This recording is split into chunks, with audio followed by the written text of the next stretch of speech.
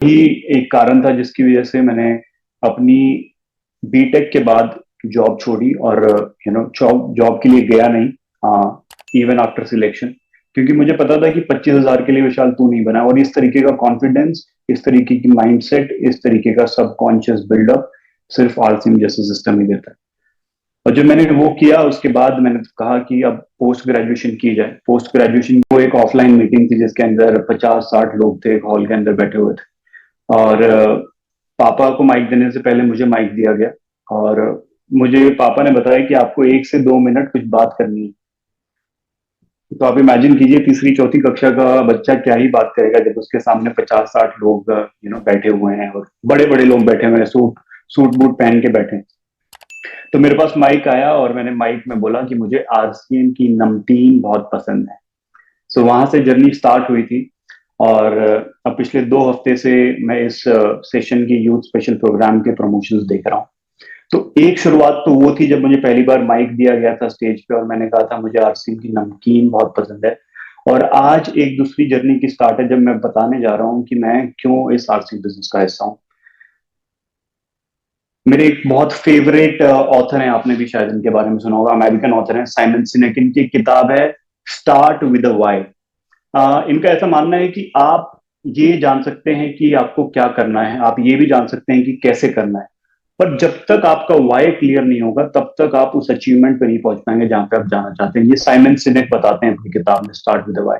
और वो एग्जांपल भी देते हैं जितनी भी बड़ी कंपनियां हैं, जैसे आरसीएम बिजनेस भी एक कारण की वजह से शुरू हुआ था। टीसी सर के दिमाग में भी एक वाय था क्यों वो आरसीएम बिजनेस को बनाना चाहते हैं, और उसी का कारण, उसी की वजह से आज 23 साल तक इतना बड़ा साम्राज्य खड़ा हो पाया। और अगर वो भी सोचते कि क्या करें कैसे करें, अगर वहां फंस जाते तो शायद इतनी बड़ी काम नहीं हो पाती।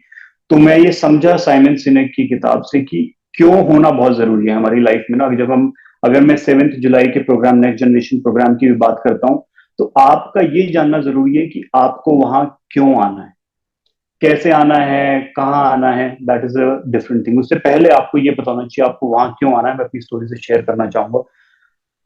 जब भी हम बचपन से ही, जैसे मैं आपको थर्ड फोर्थ क्लास में जब था, जब मुझे मीटिंग्स में जाने का मौका मिलता था, स्टेज पे पहली बार माइक दिया गया, तो बचपन से ही आरसीएम के सिस्टम की meetings, trainings, event, celebration programme, leadership development workshop, इन सब का हिस्सा हम बनते थे। और ये बाय चॉइस नहीं होता था, बहुत बार ये होता था क्योंकि एक बच्चे को ज्यादा चीजें समझ नहीं आती। तो जब हम अपना स्कूल कॉलेज की छुट्टी लेके भी कभी कभी सैटरडे संडे को इवेंट होते थे, तब पापा हमें जबरदस्ती इवेंट्स में ले जाया करते थे।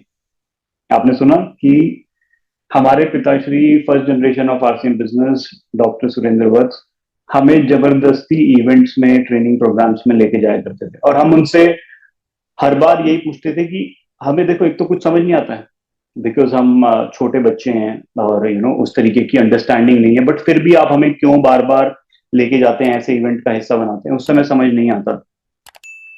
पर जब धीरे धीरे डेवलपमेंट होती है और एक चीज कहते हैं कि जब कोई चीज आपके सबकॉन्शियस में बैठ जाती है, तो जब आपकी लाइफ में सिचुएशंस आती हैं जहां पे आपको एजुकेशन यूज करनी है, तो वो अपने आप ही उभर आती है। और ऐसा ही कुछ मैंने अपनी जर्नी में देखा। जब वो इवेंट्स में मैं जाया करता था, तो कहीं ना कहीं सबकॉन्शियस में ऐसी सेटिंग बना दी गई मीटिंग्स, ट्रेनिंग, सेलिब्रेशन प्रोग्राम्स के माध्यम से, जिससे ये लगता था कि अगर सामने वाला व्यक्ति कर सकता है तो मैं भी कर सकता हूँ, उनको सिर्फ मुझसे थोड़ा ज्यादा पता है। इस तरीके का माइंडसेट इस सिस्टम ने बिल्ड करके दिया। महाभारत में भी एक प्रसंग है जिसमें बात की जाती है, चर्चा होती है कि जब चक्रव्यूह तोड़ने की बारी थी, तो कर्ण के अलावा किसी को नहीं पता था किस तरीके से चक्रव्यूह को तोड़ा जा सकता है। बट कर्ण को इस तरीके से बिजी कर लिया गया था कि वो चक्रव्यूह तोड़ने के वहां तक नहीं पहुंच पा रहे थे, चक्रव्यूह तक एंटर नहीं कर पा रहे थे। और उसी समय एक ख्याल आया कि कर्ण पुत्र अभिषेक, कर्ण पुत्र अभिषेक भी हैं जो, उनको इसकी आभास है कि चक्रव्यूह में एंट्री कैसे की जाती है। और ऐसा वो इसलिए था क्योंकि जब वो अपनी माँ के गर्भ में थे तब उस समय यह जिक्र हो रहा था कि चक्रव्यूह में किस तरीके से घुसा जाए। और वही एक थॉट था जिसकी वजह से वो चक्रव्यूह में घुस पाए। और निकलने की कहानी अलग है, बट वो एक इंटेंशन थी कि जब वो बचपन में हम अपनी माँ के गर्भ में थे, वहां से भी अगर वो सबकॉन्शियसली ऐसी चीजें एनवायरमेंट से गेन कर सकते हैं, तो आप इमेजिन कर सकते हैं एक बच्चा जो स्टार्टिंग से ऐसे मोटिवेशनल एजुकेशनल प्रोग्राम्स का हिस्सा रहा है, लीडरशिप डेवलपमेंट प्रोग्राम्स का हिस्सा रहा है, उसके सबकॉन्शियस में किस किस तरीके की डेवलपमेंट होनी स्टार्ट हो जाती है। मुझे अभी याद है, हम 8वीं क्लास 7वीं क्लास तक जींद हरियाणा में रहा करते थे, और 8वीं से हमें दिल्ली में शिफ्ट किया गया। और दिल्ली के जब हम हाई फाई स्कूल में जाते थे ना, हम भी मतलब बिकॉज हम बहुत middle background, average middle age background से आते हैं, तो उसमें हमारी जो इंग्लिश बोलने की कैपेसिटी थी, हिंदी बोलने की कैपेसिटी थी, और जितनी हमें जानकारी थी वो बेहद कम मालूम होती थी जब हम दिल्ली शिफ्ट हुए। और जब 8वीं में जब लोगों को मैं देखता था दिल्ली के सोफिस्टिकेटेड स्कूल में अंग्रेजी में पढ़ापढ़ बात करते थे, और ऐसा लगता था कि ये तो शायद हम कभी नहीं कर पाएंगे, that we will not be ever be able to speak English fluently, ऐसा लगता था। पर ऐसा एजुकेशन सिस्टम इन मीटिंग्स ट्रेनिंग से एक ही विश्वास हमेशा अपने आप पे रहता था कि विशाल, इनको तुझसे थोड़ा सा ज्यादा आता है, जिस दिन तुम सीख लोगे तुम भी इनसे आगे बढ़ जाओगे, इनके लेवल में पहुंच जाओगे। इस तरीके की एजुकेशन ये सिस्टम देता है। और इसी का कारण है कि मैं अपनी स्कूल एज में, अब स्कूल में काउंसिल बॉडी होती है, प्रिफेक्टोरियल बॉडी होती है जो स्कूल की सारे इवेंट्स को मैनेज करती है, मैं उसका हिस्सा रहा। एक व्यक्ति जो ये 8वीं कक्षा में स्कूल में आया है, जो इंग्लिश में प्रॉपर बात नहीं कर पाता, हिंदी में प्रॉपर बात नहीं कर पाता है, अगर उसको प्रिफेक्टोरियल बॉडी ऑफ स्कूल बनाया, तो इन ट्रेनिंग प्रोग्राम्स, इन सेलिब्रेशन प्रोग्राम्स, इन लीडरशिप डेवलपमेंट प्रोग्राम्स, इन नेक्स्ट जनरेशन जैसे प्रोग्राम्स नहीं बनाया। और इस सिस्टम में जब भी आप मीटिंग्स में आते हैं, ट्रेनिंग्स में आप अटेंड करते होंगे, तो आपको हमेशा कुछ किताबें रिकमेंड की जाती हैं, कुछ टेप्स रिकमेंड की जाती हैं, आज के टाइम पे यूट्यूब लिंक्स दिए जाते हैं। तो ऐसी ही एक किताब मैंने डैड के लैपटॉप में देखी, जो मैंने एक मूवी समझ के एक मूवी की फाइल को खोल लिया था। दरअसल वो आ, कोई एक सिंपल मूवी नहीं थी, कोई बॉलीवुड की मूवी नहीं थी, वो एक सीक्रेट था, secret of manifestation. The secret करके किताब है बाय रॉन्डा बर्न, जिसमें वो लॉ ऑफ अट्रैक्शन की बात करते हैं। ऐसे ही बिकॉज मैं डैड के साथ एक ट्रिप पे जा रहा था, हम दिल्ली से श्रीनगर की फ्लाइट में थे, पापा ने मुझे अपना लैपटॉप दिया, और एक 8वीं क्लास का बच्चा जब लैपटॉप देखता है तो उसे लगता है कि 2 ढाई घंटे का सफर एक मूवी देख के काट लिया जाए। पर उस मूवी के बेस में मुझे द सीक्रेट जैसी चीज सुनने का मौका मिला, तो वो इस सिस्टम की वजह से मिला, इस सिस्टम की एजुकेशन की वजह से मिला। और ये सिर्फ ऐसा नहीं है कि ये चीजें मेरे पास आई और आके सिमट गई, क्योंकि ऐसा बहुत लोगों के साथ होता होगा कि वो सुबह से शाम तक किसी मीटिंग में किसी तरीके की लर्निंग ले रहे हैं, एजुकेशन ले रहे हैं, समझ भी रहे हैं, पर ऐसा लगता है कि शायद हम नहीं कर पाएंगे, वो एक फियर आ जाता है। पर जब तक मैं इन मीटिंग्स का, ट्रेनिंग्स का पार्ट रहा, वो मुझे कभी फियर नहीं आया। और उसका, इस एजुकेशन का एक परिणाम मैं आपको एक मार्कशीट के हिसाब से दिखाना चाह रहा हूँ। जब मैंने लॉ ऑफ अट्रैक्शन, जब मैंने ये समझा कि किस तरीके से आप अपनी लाइफ में जो चाहते हैं वो पा सकते हैं, उसका एक प्रोसेस है, जिस सिस्टम ने मुझे एजुकेशन दी, उसके माध्यम से जब मैं 12वीं कक्षा में हुआ, तो मुझे लगा कि क्यों ना ऐसे सिस्टम को टेस्ट कर लिया जाए। एक बच्चा खुराफाती होता है, जब पापा बोलते हैं कि लॉ ऑफ अट्रैक्शन वर्क करता है, तो ऐसा डाउट करते हैं कि कैसे वर्क करता है, हम देखते हैं कैसे वर्क करता है। तो एक शायद उसी ईगो में मैंने कहा कि मैं भी लॉ ऑफ अट्रैक्शन चेक करूंगा, और उसका ये परिणाम है, मैंने अपनी घर में हर तरफ किताब, किताब के ऊपर, दीवार पे, शीशे पे, हर तरफ मैंने ये लिख डाला 90+%, जब मैं 12वीं की तैयारी कर रहा था। और मैं ऐसा स्टूडेंट रहा हूँ जिसके कभी 60-70 से ऊपर नंबर नहीं है, उतने परसेंटेज कभी नहीं आए। और जब मैंने ये लॉ ऑफ अट्रैक्शन, ये एजुकेशन ऑफ आरसीएम सिस्टम को इम्प्लीमेंट करना स्टार्ट किया, तो आपके सामने प्रैक्टिकल रिजल्ट है, मेरी 12th क्लास की मार्कशीट है। मैंने 12th में 90.25% गेन किया, just because of the education जो मुझे आरसीएम की वजह से मिली। हम आगे बढ़ते हैं, फिर मैंने अपनी 12th खत्म की, प्रीफेक्टोरियल बॉडी का पार्ट रहा। और इसका, क्योंकि कभी कभार थॉट ये भी आता है कि अगर आरसीएम नहीं होता तो क्या मैं ये नहीं कर पाता, और मुझे एक कारण भी नहीं मिलता कि कैसे एक साधारण मध्यम वर्ग परिवार से निकला हुआ बच्चा किस तरीके से आ, एक हरियाणवी बैकग्राउंड से आके प्रॉपर इंग्लिश में बात करके दिल्ली वाले बच्चों को कंपटीशन देता है। अगर वो पॉसिबल है तो इस सिस्टम की, एजुकेशन की वजह से ही पॉसिबल है, क्योंकि मैंने अपने साथ के लोगों को भी देखा है, तो उनमें और मुझ में बिकॉज ऑफ एजुकेशन कुछ ना कुछ फर्क होते गए। जब मैंने अपनी 12th खत्म की, तो मैं दिल्ली में इंद्रप्रस्थ यूनिवर्सिटी से मैंने अपनी बीटेक करी, इंजीनियरिंग करी, जिसमें मेरा मेन फोकस, क्योंकि सेमिनार्स प्रोग्राम दिल्ली में जितने भी होते थे मैं उनका हिस्सा बनता था, तो हमेशा ये फोकस रहता था कि जो भी ट्रेनिंग प्रोग्राम्स में, जो भी सेलिब्रेशन प्रोग्राम्स में लीडर्स बात कर रहे हैं, एजुकेशन दे रहे हैं, मैं किस चीज को इम्प्लीमेंट कर सकता हूँ। और मुझे लगता है कि मैंने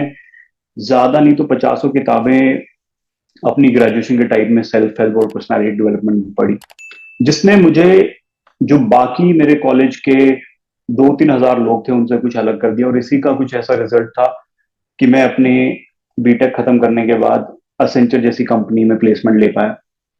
पर हमेशा ये लगता था, क्योंकि यहाँ से सीखा था कि सपने बड़े होने चाहिए, और आप बहुत बड़ी किसी चीज के लिए बने, अपना वाय जाने, ये सब यहाँ सुनने को मिलता था। तो जब मुझे 25,000 रुपए का ये आया इंजीनियरिंग करने के बाद कि विशाल अब तुम्हारी कीमत 25,000 रुपए हो गई है, तुम 25,000 रुपए की नौकरी के लायक बन चुके हो, तो बस दिमाग में एक ही चीज आई कि विशाल तुम इतने कम के लिए तो नहीं बने। और वही एक कारण था जिसकी वजह से मैंने अपनी बीटेक के बाद जॉब छोड़ी, और जॉब जॉब के लिए गया नहीं इवन आफ्टर सिलेक्शन, क्योंकि मुझे पता था कि 25,000 के लिए विशाल तू नहीं बना। और इस तरीके का कॉन्फिडेंस, इस तरीके की माइंडसेट, इस तरीके का सबकॉन्शियस बिल्डअप सिर्फ आरसीएम जैसे सिस्टम ही देता है। और जब मैंने वो किया उसके बाद मैंने कहा कि अब पोस्ट ग्रेजुएशन की जाए। पोस्ट ग्रेजुएशन के लिए इंडिया की one of the top university Narsee Monjee University से मैंने अपनी एमबीए की। एमबीए भी मैंने मार्केटिंग में की, क्योंकि हमेशा से ही आरसीएम सिस्टम को हम स्टार्टिंग से network marketing, MLM, direct selling के नाम से जानते हैं। तो मुझे था कि अगर करूंगा तो मार्केटिंग में करूंगा, अगर कुछ हो पाया, किसी तरीके से कंट्रीब्यूट कर पाया, तो आरसीएम में मार्केटिंग वाला एंगल लेके कंट्रीब्यूट करूंगा। इस इंटेंशन से मैंने अपनी एमबीए में एडमिशन लिया। और एमबीए में भी मैंने पाया कि जो मेरी साथ के लोग थे, वो कहीं ना कहीं ऐसा महसूस करते थे जब भी प्रेजेंटेशंस, क्योंकि बहुत सारी प्रेजेंटेशंस होती हैं एमबीए में, तो हमेशा कहते थे कि विशाल तुम शुरुआत करो, या फिर विशाल तुम एंड करो, बीच में तो जो भी हम कर लेंगे, बट आप शुरुआत या आप एंड करें। उस तरीके का रिकॉग्निशन, उस तरीके का आपको क्राउड से अलग देखा जाना, मुझसे बहुत से लोग एमबीए में पूछते थे, 3-3 4-4 साल के एक्सपीरियंस वाले, कि विशाल आप इस तरीके से कितना स्ट्रेस फ्री कैसे हैं, आप हमेशा मोटिवेटेड कैसे रहते हैं, हमेशा पॉजिटिव आउटलुक कैसे रहता है, पॉजिटिव नजरिए से ही क्यों हर चीज को देखते हैं, वो कैसे हो पाता है। तो मैं उनको तो क्या बताता, लेकिन आपसे शेयर कर सकता हूँ कि वो पिछले 25 साल की आरसीएम एजुकेशन का नतीजा था कि मैं उस तरीके से, उस माहौल में, जब यूनिवर्सिटी में top of the top businessman के बच्चे, बड़े बड़े ऑफिसर्स के बच्चे उसमें थे, और वहां पे मैं अपने आप को उनसे अलग पाता था और ऐसा उनसे सुनता था। तो ये सब आरसीएम की एजुकेशन है, जो उस समय नहीं समझ आती थी, जब पापा हमें मीटिंग में जबरदस्ती लेके जाया करते थे। वो आज समझ आती है। जब वो चीजें हम फेस करते हैं तो अब समझ आता है कि हमारा सबकॉन्शियस उस समय पे इतना बिल्ड हो गया था कि हमें जिंदगी की आम तौर पे आपको कॉन्शियस करने वाली चीजों से ज्यादा फर्क ना पड़े। तो इस तरीके का एजुकेशन सिस्टम आरसीएम में हमें मिला। नासिम मुंजी में फिर शीतल मैम ने जिस तरीके से बताया कि मेरे शुरुआत में मैंने 1 साल तक अमेजोन के साथ अपनी करियर की शुरुआत की। उससे पहले भी मैं आपसे एक स्टोरी बताना चाहूंगा। अमेजोन से पहले एक डेलॉयट करके कंपनी है, अगर किसी आपके बच्चे या फिर आपके आसपास के लोग किसी भी बड़ी फर्म को जानते हैं, बड़ी एमएनसी को जानते हैं, तो डेलॉयट और अमेजोन को जानते होंगे।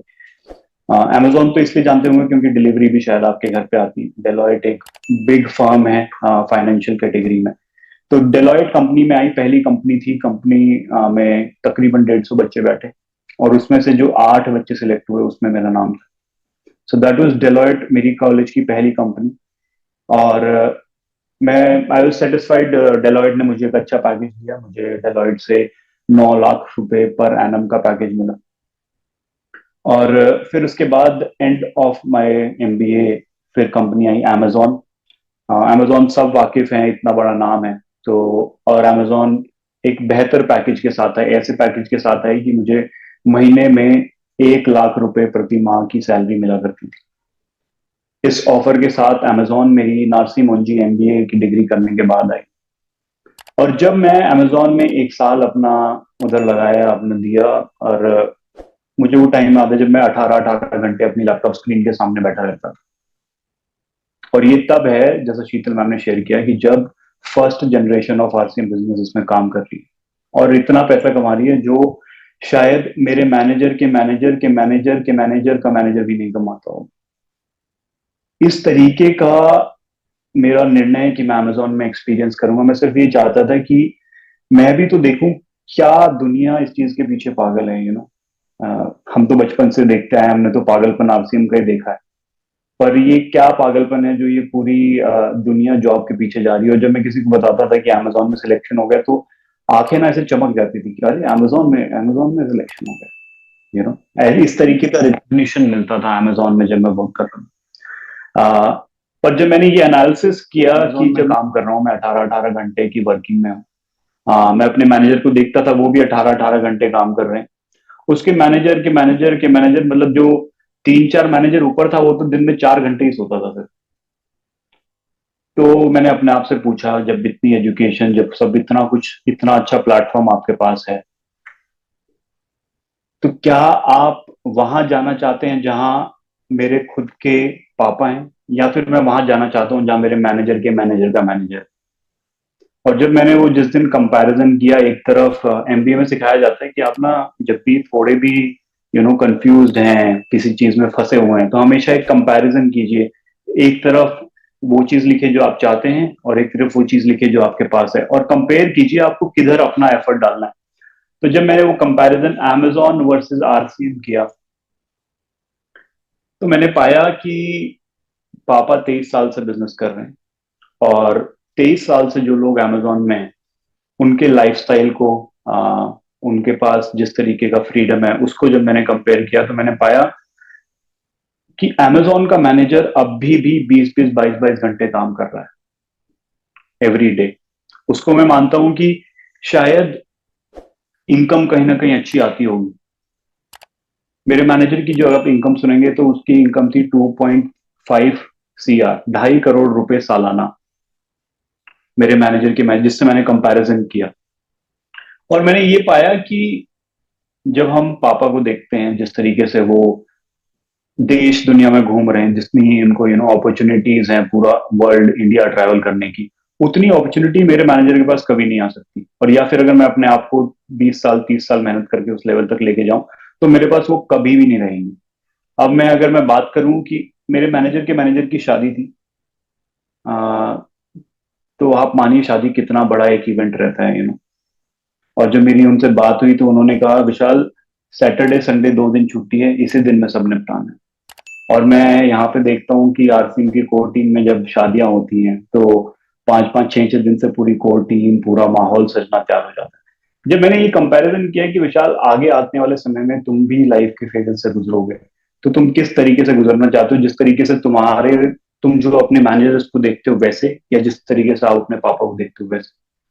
और मुझे हर एक सवाल के साथ, हर एक क्यों के साथ, हर एक वो कंपैरिजन के साथ क्लियर होता गया कि जो चीज मुझे अमेजोन दे रही है आज के समय में, 1 लाख रुपए प्रति महीना की सैलरी, 18 घंटे का वर्कलोड, और जब मैं देखता था कि इतने स्ट्रेस में जब सारी चीजें चल रही हैं, और दूसरी तरफ पापा कभी कभी साउथ घूमने गए हुए हैं, कभी साउथ के ट्रिप पे हैं, कभी नॉर्थ हैं, कहीं नॉर्थ ईस्ट हैं, और वो वैसा घूम रहे हैं, और मैं 18 घंटे वहां पे उस तरीके से डेडिकेटेडली अपने काम में लगा हुआ हूं। तो उस समय समझ आया कि सबसे ज्यादा बड़ी दिक्कत जो मेरे माइंड के साथ खेल रही थी, वो ये थी कि जब मैं अमेजोन में 18 घंटे दे रहा था, तो मैं कहीं और समय नहीं दे पा रहा था। मतलब मुझे अपने लिए टाइम तो छोड़ो, कि अपने लिए कुछ काम किया जाए, मेडिटेशन योगा किया जाए, उसके लिए तो टाइम छोड़ो, मुझे अपने मम्मी पापा से बात करने तक का टाइम नहीं। मतलब बीच में मैंने अमेजोन के समय में यूएस अमेरिका मार्केट प्लेस में भी काम किया। उस समय मेरी शिफ्ट रात को 10 बजे शुरू होती थी और सुबह 7 बजे तक रहती थी। और हर दिन ऐसा होता था कि जब मैं सोता हूँ, तब घर वाले उठे हुए होते थे, और जब मैं उठता था, तो वो सो जाते थे। और मुझे लगा कि विशाल, ऐसे पैसे का क्या फायदा कि जब तुम ना अपने लिए ना अपनों के लिए टाइम निकाल सको। तो ये इस तरीके का time freedom, money freedom, stress free life, you know इस सब चीज ने मुझे ये मानने पे मजबूर कर दिया कि जो चीज आरसीएम बिजनेस आपको दे सकती है, वो एक वर्ल्ड की टॉप मल्टीनेशनल लेवल कंपनी भी नहीं दे सकती। और यही कारण है